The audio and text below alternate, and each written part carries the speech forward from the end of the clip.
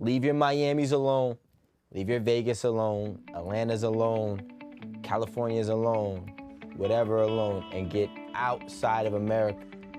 There are not many people who can exist without the income of the other person in the house. I just hope my generation raises some men that know how to get their shit together. Because I'm just tired of us having to carry these men along and nobody's carrying us along.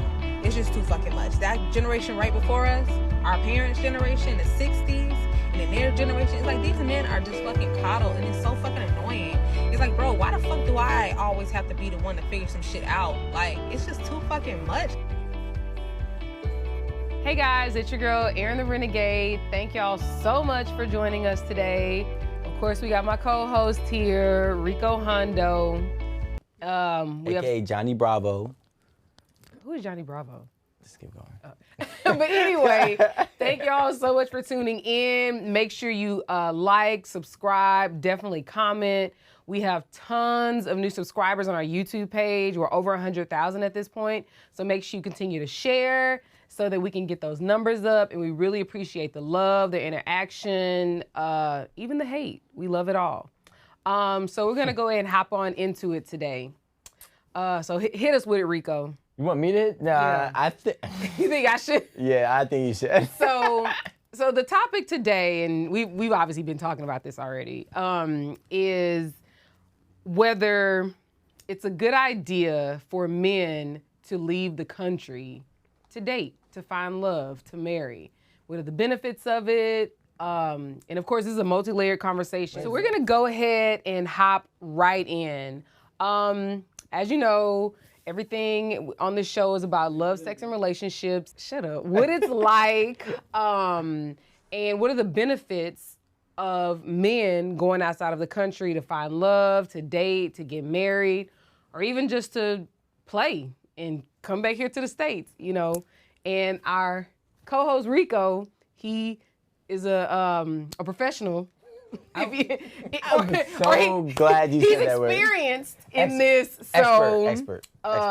So he's gonna give us a lot of information on, you know, what it's like to go outside the country, outside the United States, to find somebody or to meet women or whatnot. And I'll say this, you know, I went to Colombia in April. Yeah, I know. And, I watched. well, no, the men, so one of my friends who was there, she was saying how she's met a lot of men there who are there to do exactly what we're talking about. Because Aaron. Okay, so my take is I definitely do think it's one of the most essential things to do as a person, but specifically speaking as a man, to travel outside of America. So leave your Miamis alone, leave your Vegas alone, Atlanta's alone, California's alone, whatever alone, and get outside of America, and also outside of, I would also say, highly, well, now Colombia is becoming that, but highly American tourist spots. So leave your DRs alone, leave your Cancuns and Cabos alone, and start experiencing real culture, right? What about, so you said America, is that including, is that North America, South America? North America. So no Mexico, no United States? Yeah, Okay. Leave that alone. No DRs, leave that alone. So no Caribbean, is that what you're saying? Not no Caribbeans, but DR is here's the thing. Anywhere I traveled besides Mexico, I've never been on a resort. Well, for the first time I was on a resort in DR. But out of all the places that I've traveled and the amounts of times that I've traveled, I don't stay on resorts. I don't like resorts either. I want to the feel people. I want to feel the culture. With the people. I want to experience the culture. And with that being said, I think if you're a single man, it's very important for you to go outside the country and explore your options outside the country. This is about to get real. All right, hold on. Let me take a sip before I actually start going on. And you know I travel, so. But you travel married. It's different when you travel as a single guy. You know what I'm saying? Before I was married. Yeah, but it's different. A woman is different than a single guy when they travel. Trust me. I mean, Unless women are doing all the crazy things that men are doing. Women don't do those things. Okay, well, you know what I'm saying. But so as a dude, right? So boom, I did not, and I've had good relationships in my life, right? Here. But I have never felt like a king or got true king treatment until I went out of this country. Where you're praised, especially as a black man, and we'll go forward with that later, but as a black African American man, one, I'm from America, and two, I'm black. It's like the world is yours whenever you leave this country. I can't say for every place, right? But for a lot of places. So like what? So our people can know like where they should be going. I mean, so I've been to Europe. I've been to Cities? I've been to London. I've been to Paris. I've been to Barcelona. I've been to Ibiza. I've been to Cartagena. Hell, I mean, even Canada. If you're American and you're in Canada, American dude, and you're in Canada, you automatically, women are already liking you more just because you're American. I don't want to say it's weird, but it's like being American is already like a superior thing to a lot of countries. And then when you're a black American, you get treated like a king outside of these countries. Not everywhere, because I haven't been everywhere, but you get what I'm saying. For the places that I've been to, Costa Rica, right? They treat you like a king, right? To a point where I was eating food one day with my joints, you know what I'm saying? And multiple at one time? My joints, and she, like, one of the girls grabbed the napkin and just started dabbing my face. And I'm like, what the hell? And she's like, no, you got something on you. I'm just cleaning you. I'm like, oh, all right. And then, like, she's just taking care, like, they pay so much attention to you as a man that when I moved back, or not moved, but traveled back to America, I was like, I'm not settling for any treatment less than this. I demand this treatment because I've experienced this treatment. And I believe that the culture of American women do not cater to their man. They don't want to cater to their man. They don't care to, from my experience. I'm not speaking all, right? They find it belittling. They find being submissive is a problem. But everywhere else that I've been to, and probably like the 12 countries that I've traveled to, that's what they do. So for you to, and for me, I will not tolerate anything less than what I've experienced at my best. It's like if I was driving a Lamborghini, I'm not gonna come back over here and say I want a Civic. I'm gonna say this, when I go home to Houston, I drive my 06 Honda CRV, and it be moving. I'm just saying. That's because you gotta, because that's not your home, all right? That's my car. No, that's your old home, Aaron. But you know, I'm saying when you experience better, you're not gonna when you experience better and you know you can still get that, you're not gonna settle for anything less than that. A lot of women nowadays have experienced a lot of men showering them, so they're not willing to, they're not willing to have a man that's not going to shower them. So I understand it, but now they gotta understand that they're not the only option too over here in America. Like a girl who's an 8 over here in America could arguably be a 6 somewhere else, and the girl who's an 8 somewhere else is a 10 here, is treating the man here better than the 8 here, and that's also a 6 there. Can I ask you a question?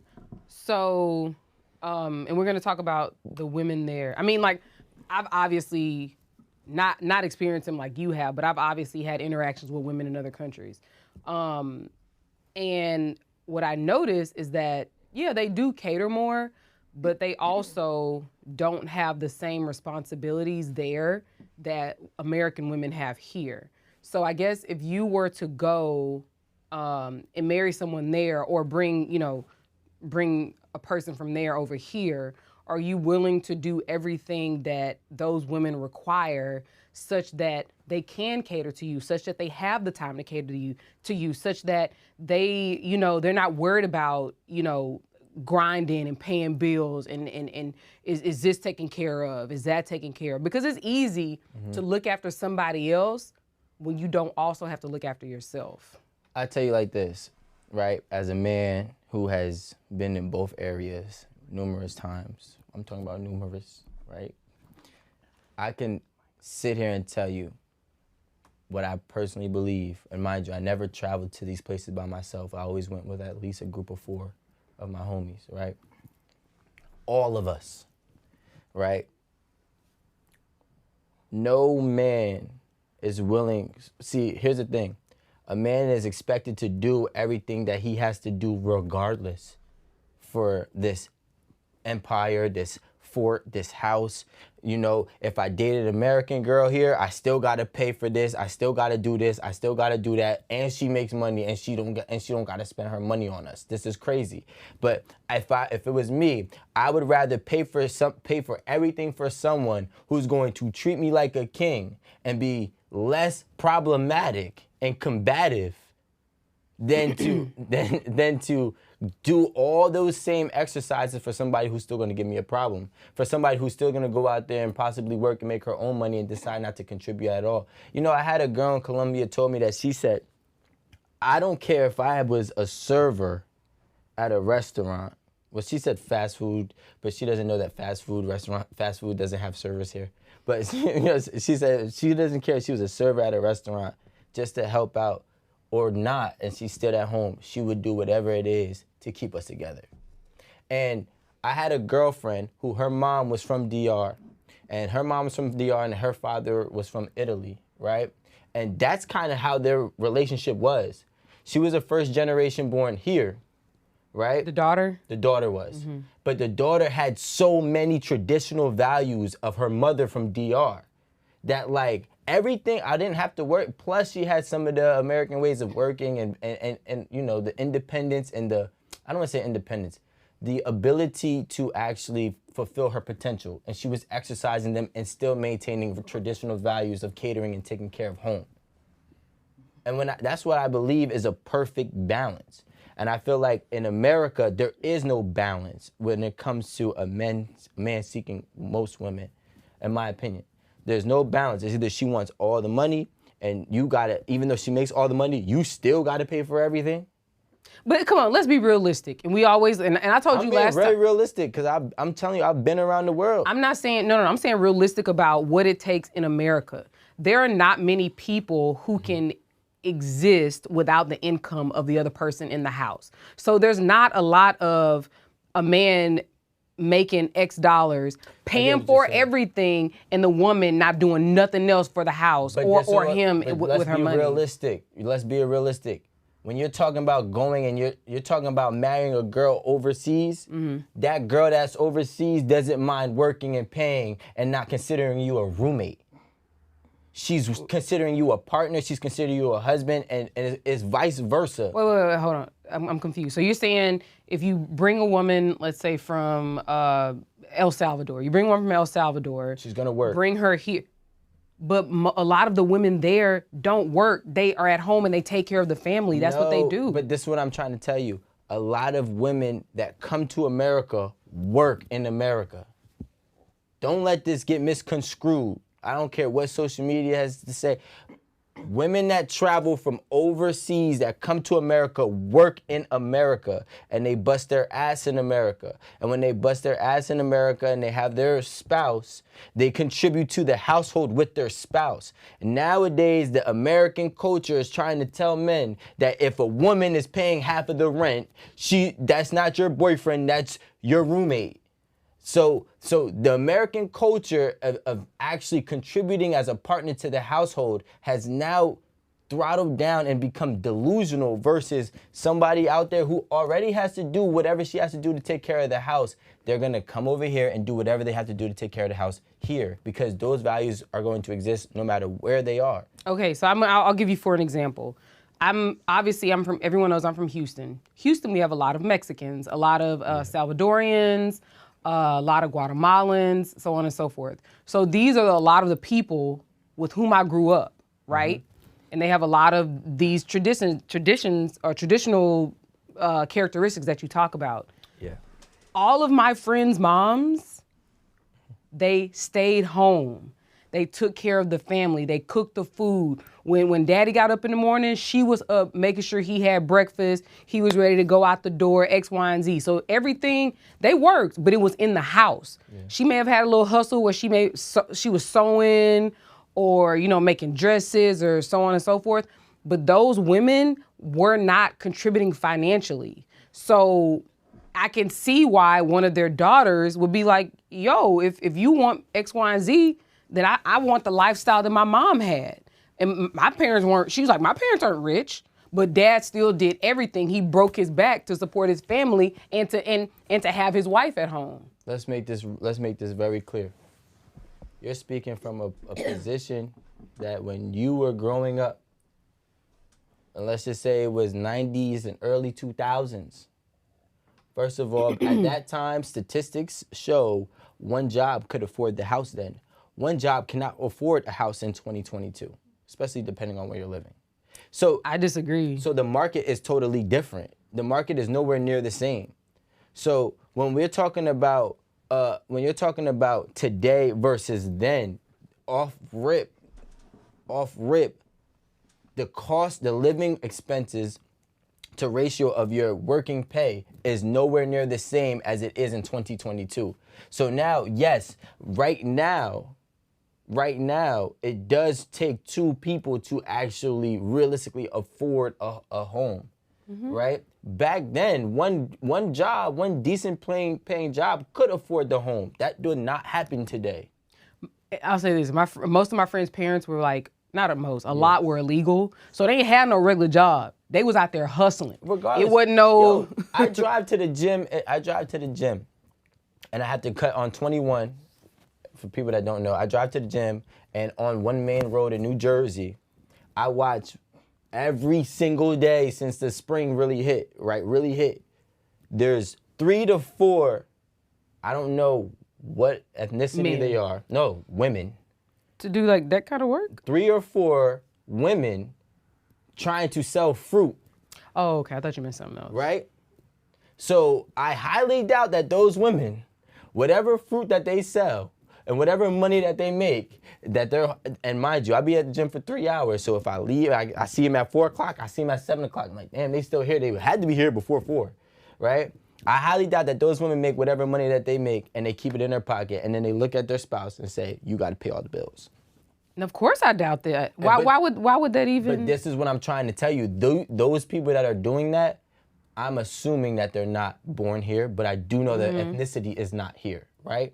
So I'm saying that when those women come from out of overseas into America, they're willing to work and contribute in a house. Why, as a man, which, I also believe that, speaking on race, African American women, I've been seeing that they don't want to be independent. They're tired of being independent.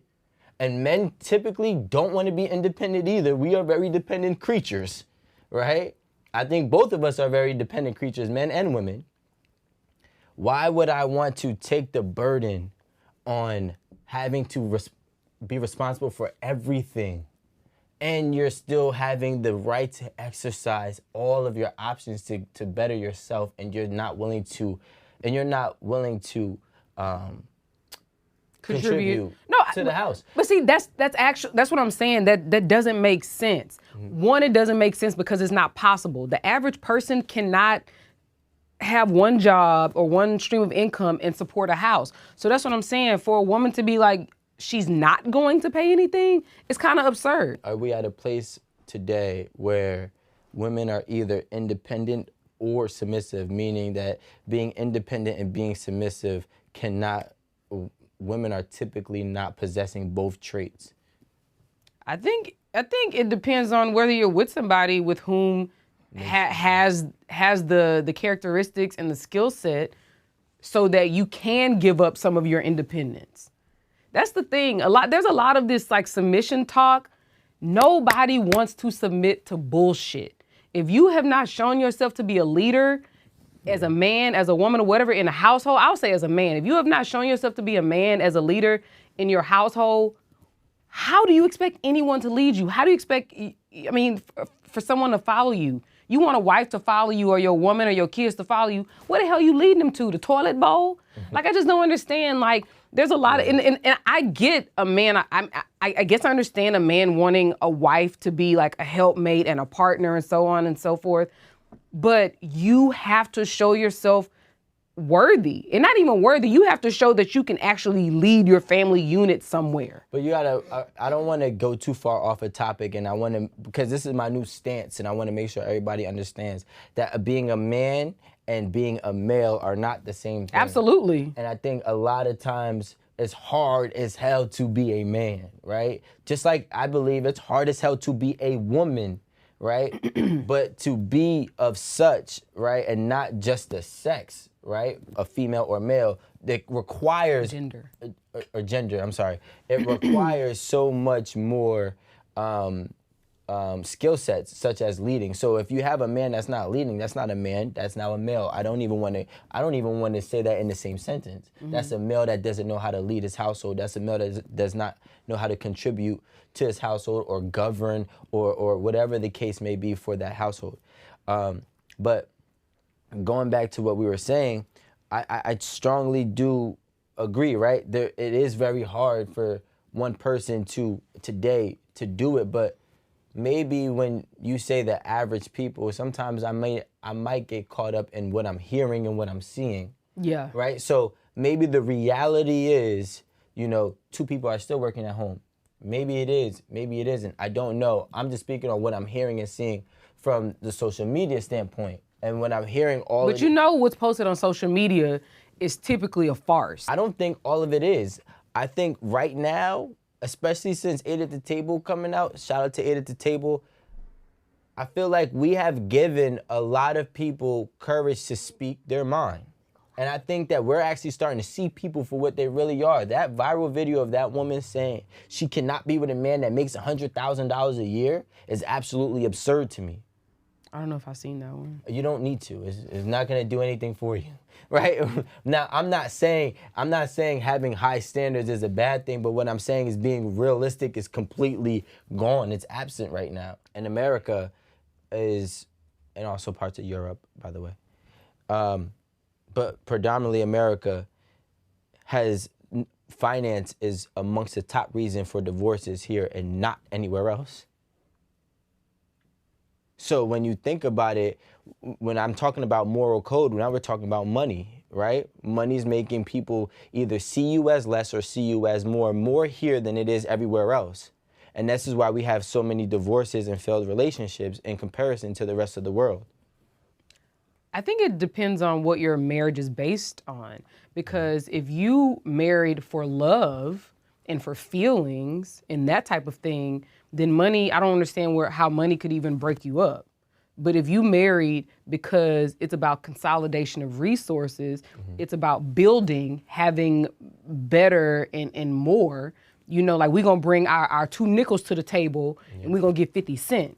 You know what I'm saying? And we're gonna figure out how to make these 2 nickels into 50 cents. You know what I'm saying? So if you're looking at it from that perspective, or if you're just happy and in love and being, just living a broke life possibly, or just a regular life, you can't go on multiple vacations a year. You can't drive a nice car. You can't, you can't do a lot of things, but you're in love. You know what I mean? So if money is an issue there, I don't see why you would break up because the love is there, right? But if it's about building and wealth consolidation, then I can see how money would be an issue. Yeah, but you got to think about it. First and foremost, now we're going to be realistic. Majority of the times when people are getting married, right, if we're going to go with this building situation, it's one-sided. Majority of the times. In America... I feel like but people be getting married because of love. No. That's what people be saying? No. I'm saying if we want to eliminate that for a second. Okay. If we talk about the people who do believe in business, we're marrying for building a business, building wealth, right? It's usually one-sided. Unless we're talking about celebrities. I'm not talking about celebrities, right? But you have somebody, for example, Jeff Bezos' wife, who's a billionaire. Wait, but we're not talking about those kind of, we're talking about average people. No. I'm talking, average people are not marrying for business. Right? Yeah, you Thank think so? you, yes, absolutely. I think, well, so Lonnie, what you bring this Sunday? Alan sent this stat. Could you say that again? See, that was me. That was because you know why? I was going somewhere with it, and Siri wanted me to go there. Alan had sent this to us in a group chat a long, long time ago, and I held on to this.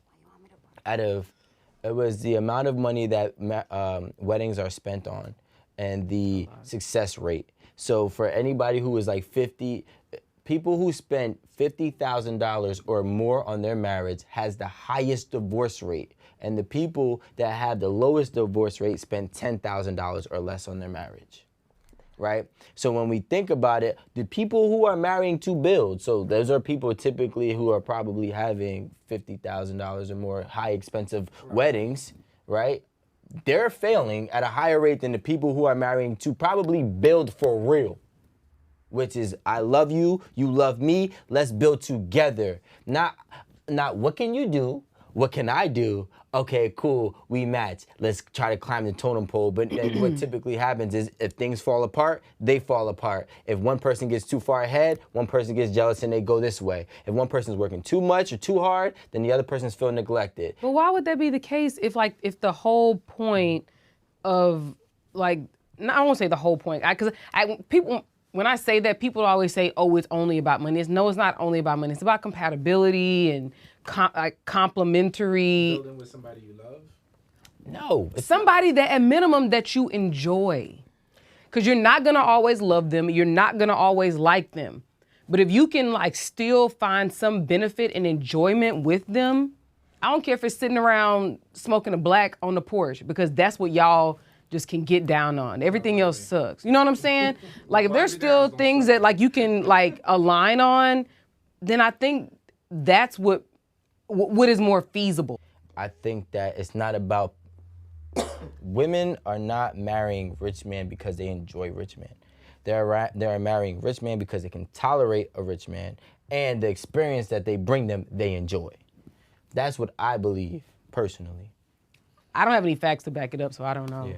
When they said that they would rather cry in a Rolls Royce than a rave, you're still crying. You're actually foolish because you're still upset, you're still heartbroken, and the nonsense is still happening, but you're just in something that is deemed as more valuable. If we go with the scenario you just presented, Alan, where women find financially stable men they're more sought after, they're more attractive to them, not necessarily physically or whatever, and men are more likely to seek out women who are submissive, and they find that more attractive.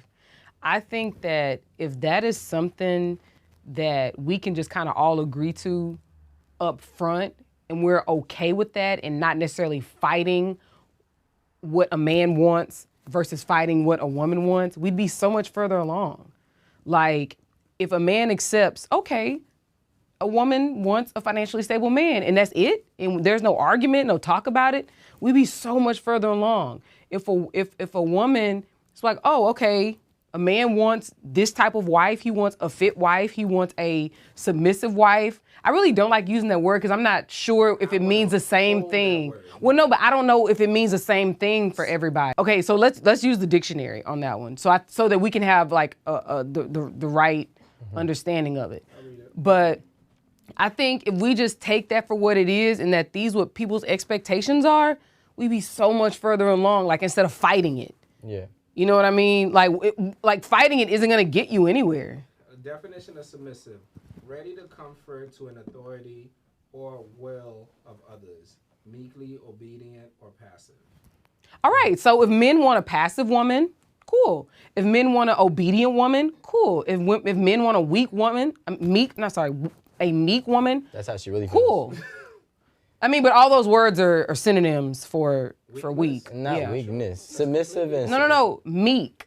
Oh, I said those words are synonyms for weak. I got a question for you, Rico. Yeah. So that's what I'm saying. So if the thing is that if we can agree that men want a meek woman, if men want an obedient woman, like a dog or a child or whatever, I think that's fine. A dog or a child? No, because you want your children to be obedient. You want your pets to be obedient. I'm just trying to paint a picture. I think that I think that. Wait, do we not want children to be obedient? No, I'm not gonna disagree. Children be independent thinking. You want, all right. Yeah. I'm just trying, and that's why I wanted you to read. That's why I wanted you to read the definition. But because even I don't think that everybody's looking at it the same way. But I think, see, like, obedient, sometimes we look at obedient. I'm going to go right back into what I really, really want to say, but I'm going to touch on that. Obedience is not a bad thing, because the crazy thing is people are obedient to the law, right? And they don't agree to the law, but you abide by the law, right? Mm-hmm. Okay, cool, which is now the person that you love, the person that loves you, the person that is willing to become one, a unit with you, you won't want to abide by. That sounds crazy to me. Now, going back to what we were saying, why do I think that men want a submissive woman? I believe women are ashamed when they want a financially stable person, because 85% of the world doesn't have money, or 85% of the country doesn't have money. So now you're arguing an unrealistic perspective or desire for what's real. You want somebody who makes $100,000 or more, and only 15% of them do that. And that's not even all men. That's 15% of all people that make $100,000 more in America. So now when you're talking about men arguing with women like you should not want somebody for money, it's because majority of us out here don't have money. So now you're not being true to yourself. Then on the flip side, right? On the flip side, when men are saying, I want a submissive woman, it's because, and this happened on 8 at the Table. We could run it back if you like. When Aaron and Esso was on here a couple weeks ago, and Esso said, I married my wife because I love her. And Aaron said, well, I look at marriage as a business. Okay, hold that thought. Now, when we go into a submissive woman, right, a man that loves a woman will give him everything that he can. And that's the only reason why we're marrying these women. Most men are not marrying women because it's a business.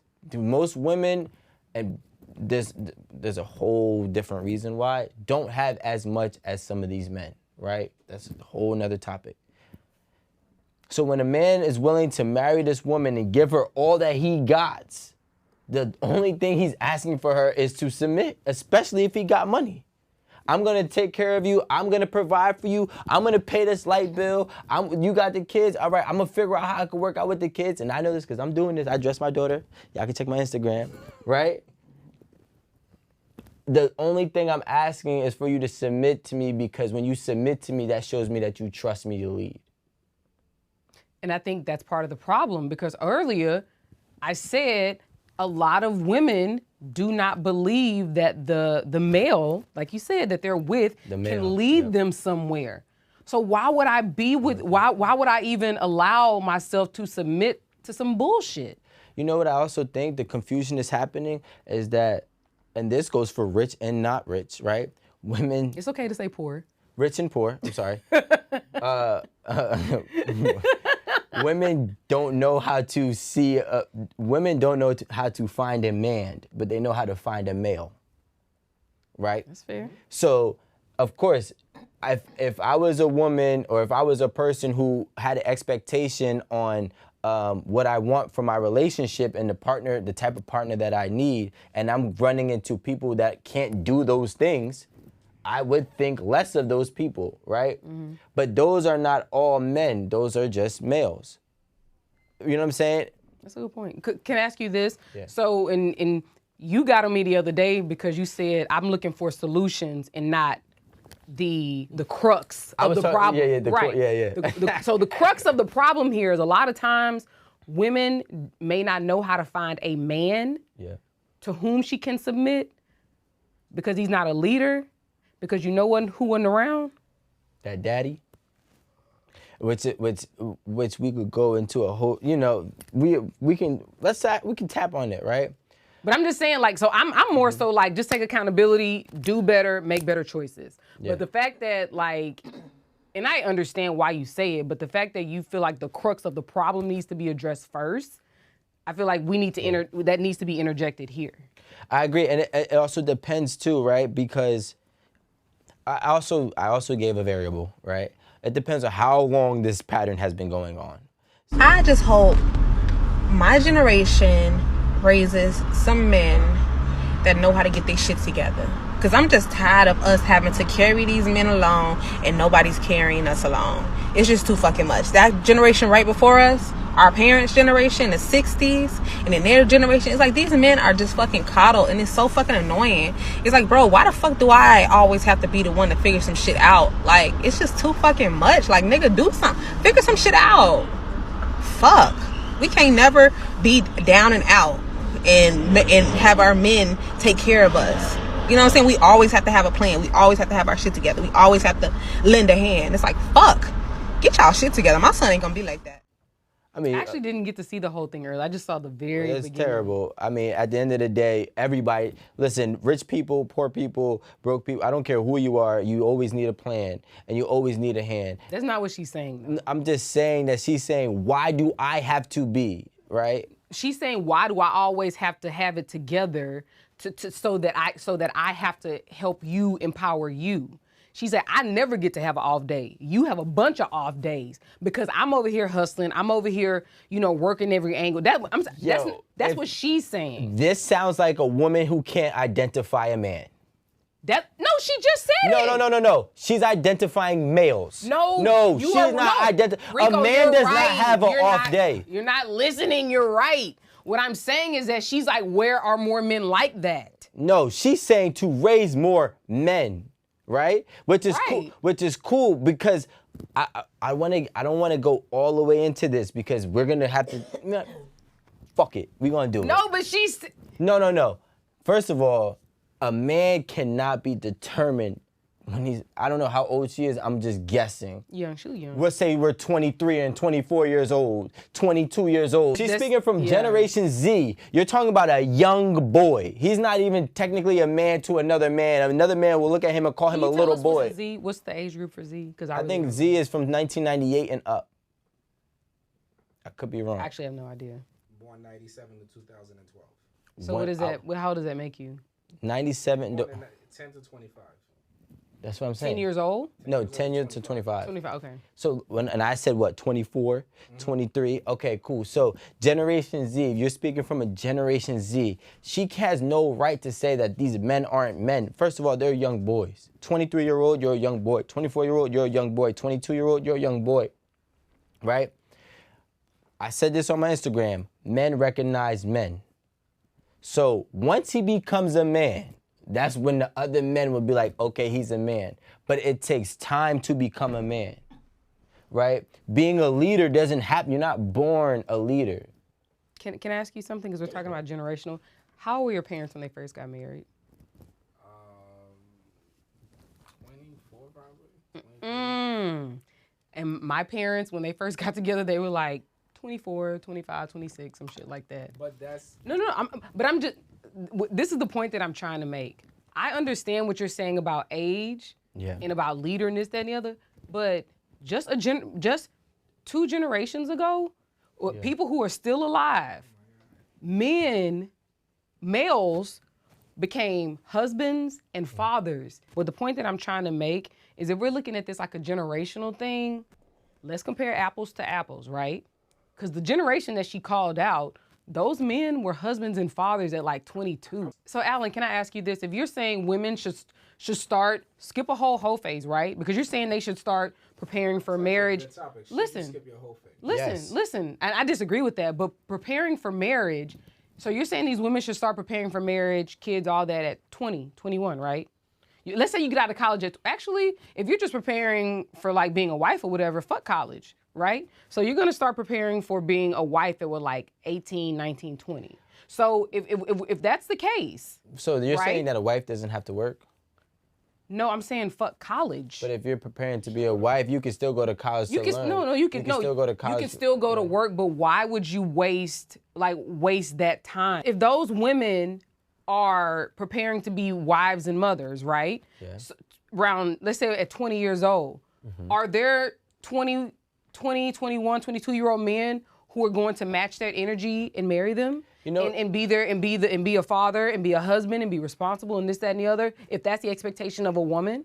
I tell you what I believe right now in the last 15 years, right? So let's go from 2007. Women control the expectations on a relationship. So when you want to have a whole phase, guess what you're going to do? You're going to create more men to be less responsible for longer. Because why would I? Wait, you're saying the women control the men's actions? Yes, the women, what a woman decides to do in a relationship will control the expectations and the reactions of the man. So if women are having whole phases, right? Why would I try to be a husband when I can get what I want for relatively little to no effort? But why not? You want to be a husband. No. So why would you do that? Time out. Let me explain something to women, right? Let me explain something to women. Most men don't care to be married. We will get married, right? But we don't care. If I could be rich and have 100 women, most men would be like, okay, right? But we also know that it's not realistic. We also know that having a stable home and a great woman behind us or aside us, whatever, will actually help us get there sooner, right? So why wouldn't you want that? Because there's no woman in the market at 22 years old that is worth that. No. I'm asking why wouldn't you said if being married provides all these like positive things, why wouldn't you want that? Okay, at 22 years old in 2022, the amount of women that are probably ready, willing, and want to stay in a marriage, and I'm guessing because we don't know, we're not 22, right? It's probably way less now than it's ever been prior. That would make sense. So why, if I'm a 22-year-old boy, why would I prepare to be a husband, a father, and a kid, and the person I'm gonna be a husband and a spouse to, and really the father of a child? Why would I do these things and prepare to be these things, and there's nothing in the market for me to prepare for? So with that being said, me and Aaron had a great conversation today. If y'all want to see more, definitely tune back in next week because we always got new episodes dropping all the time. Those of you that are liking, subscribing, and sharing and commenting, we appreciate you. Shout out to the 100,000 subscribers that have already subscribed. Shout out to the new subscribers that's going to subscribe after today, and we'll see you next time.